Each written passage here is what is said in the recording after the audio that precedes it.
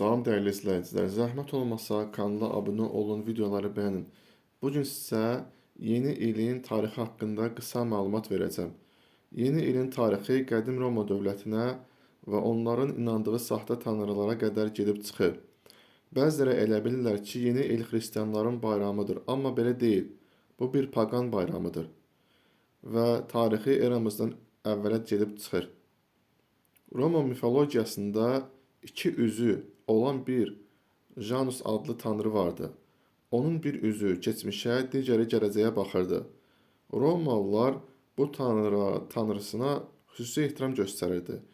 Şəhərin giriş qapısında Janusun heykəli vardı. Həmçinin Janus Geminus adlı məbəd. Məbədin qapıları sülh dövründə bağlı, müharibə dövründə açıq qalırdı. Janus başlanğıcların və bitişlərin tanrısı hesab olunurdu. Yanvar ayı öz adını bu tanrıdan alıb. İlin ilk ayı olduğu, yəni ilin başladığı aya Janusun adına uyğun olaraq Januari qoyublar. Onun iki üzü keçmişi və gələcəyi simvolizə edir. Bir növü keçmişlə gələcək arasında bir körpü. Yeni il keçmişi arxada qoyub gələcəyə qədəm qoymaqdır.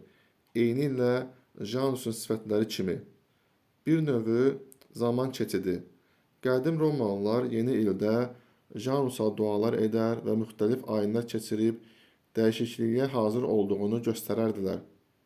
Sanki günümüzdə gecə saat 12 olduqda şampan partladanlar bu adət-ənənəni davam edirlər.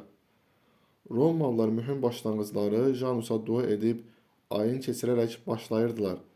Uzun sözün qısası, Janus keçmişlə gələcəyi, başlanğıc və bitişi təmsil edən qədim Roma tanrısıdır.